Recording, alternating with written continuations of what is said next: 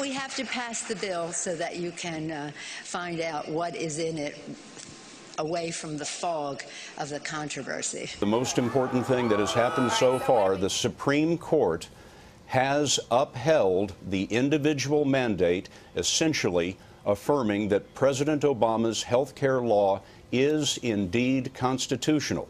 And the Congress did not exceed its authority when it essentially ordered every American to buy health insurance. What's up, guys? Now that Obamacare is passed, let's go and take a look and see what is in Obamacare.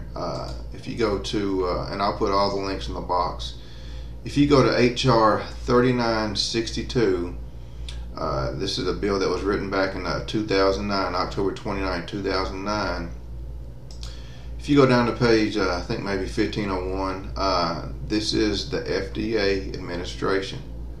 And then if you scroll down a little bit more, it talks about National Medical Device Registry. And if you read down, it talks about implementing and it talks about Class 3 medical devices, and that's like pacemakers and stuff. But this right here, it says, and this is a very open-ended bill.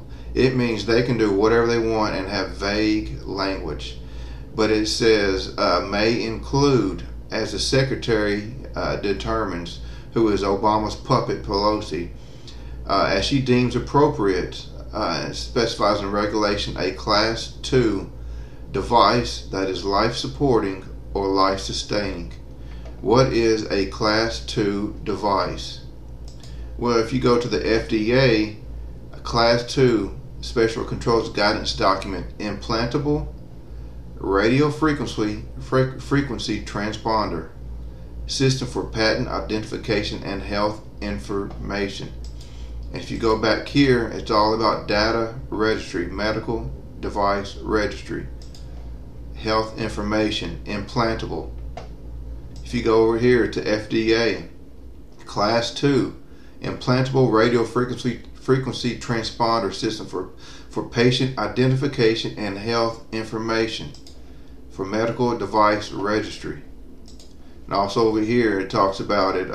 It goes through. This talks about the Class 2. The device is intended to enable access to secure patient identification and corresponding health information in humans. Implantable. What are they talking about? They're talking about the microchip.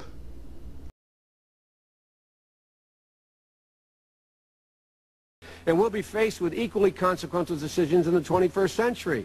Can a microscopic tag be implanted in a person's body to track his every movement? There's actual discussion about that. You will rule on that, mark my words, before your tenure is over. And it goes back to, this is a very open-ended bill. And it says that the Secretary may include, if she determines appropriate, which she is Obama's puppet, a Class 2 device that is life-supporting. Now, they tried to pass a bill like this a couple of years ago, and I think the whistleblowers came out, so they came out and redacted part of a bill, and they've come out with this very vague one. Now, what was in the other bill? This was HR 3200. Same wording, a Class 2 device that is implantable. This was in their thing. Life-supporting, life-sustaining. The same thing is what they put here, but they've worded it vague. Class 2 device, they've taken out implantable, that is life-supporting and life-sustaining. Even though it's vague, it still means the same thing as a Class 2 device that is implantable. This was in their actual bill. And when you go back, what is implantable? It goes back to the chip.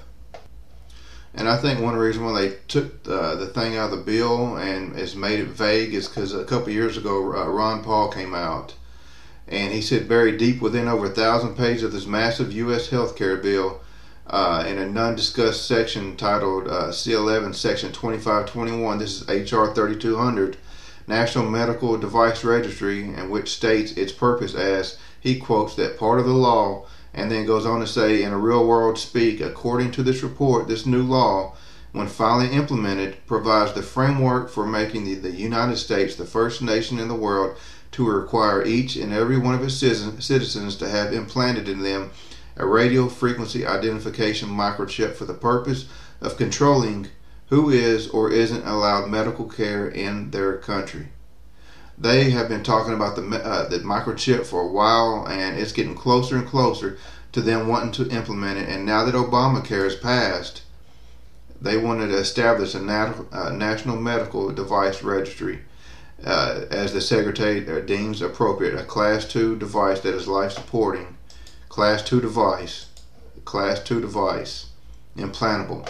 Class 2 device. This is on like page 1505 or 1506 or 8, but the purpose of this is to collect data from the device, and it deals with claims data, patient survey data, and you go down to electronic health records. But this right here, any other data deemed appropriate by the Secretary, what it means is it starts out as medical. You get the chip put in your arm. It's a little computer. They can do whatever they want and program it to do different stuff. But this right here is a smoking gun. We only want, your data. That's all we want. Just your health records. That's all we want. And then bam, any other data deemed appropriate by the Secretary. What if that data is your bank account? Just something to think about. Any other data deemed appropriate by the Secretary. Then if you go over here, this is some more interesting wording. There's a lot. There's like over 1,500 pages or almost 2,000. But here's another one. Medical device surveillance efforts. That's just something to think about. Surveillance. I love that term. And they've already been deemed that these chips have GPSs in them. And all they want to do is hook you up to the network. That's all they want to do is hook you up to the system, to the beast system. It starts out as medical, and then we know where it goes from here. And if you go over here, there's another one. Enable for real time. The determination of an individual's financial responsibility at the point of service. This is some crazy wording. You can figure out what you want to think about it, but enable the real-time information, the determination of an individual's financial responsibility at the point of service. And if you go over here, the effective date when this will be established, and it says no later than 36 months after the date of the enactment of this act. Now, I don't know much about bills and stuff, so this could either mean, I've seen a lot of people talk about March 2013. If you look at the beginning of this bill, it was October 2009, which would leave it October of 2012. Or it could be 36 months from the day it was passed, which would make it June 2015. I don't know, but it says that they have no later than 36 months to enact all this stuff.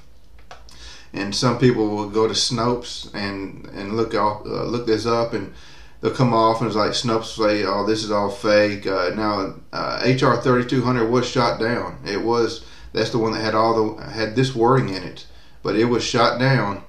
But the Snopes hadn't updated either. But Snopes isn't that reliable, because Snopes says that Obama's birth certificate is real, and we all know that is the fakest thing I've ever seen in my life. And I don't get much into people's dreams on YouTube. I know I got a lot of videos about dreams. You take a dream with a grain of salt until it happens. But this woman, Karen Sarah, she put out a video a couple months ago that I've never gotten out of my mind. And basically, God gave her a dream about the tribulation starts around 2015 when they start implementing the chip, and it's got GPS in it. It's a wild dream, but I just click on this link right here to take you to her dream. You can watch it with a grain of salt, but I've never forgot it. But with everything going on, this video I made a while back, Obama, Leopard of Daniel, I didn't put any of my opinions in there. I just put everything that Obama has said and done. It really makes you think, is he the leopard? The more and more stuff that goes on, it really makes you think, is he the leopard mentioned in Daniel? I mean, passing Obamacare, Class 2 devices, I mean, the chips, I mean, so much stuff is happening biblically. I can't even wrap my mind around everything that's going on right now. But they just make this the new marvel. Ooh, I want a chip. Please give me a chip. Yeah, you get a chip and your life is over.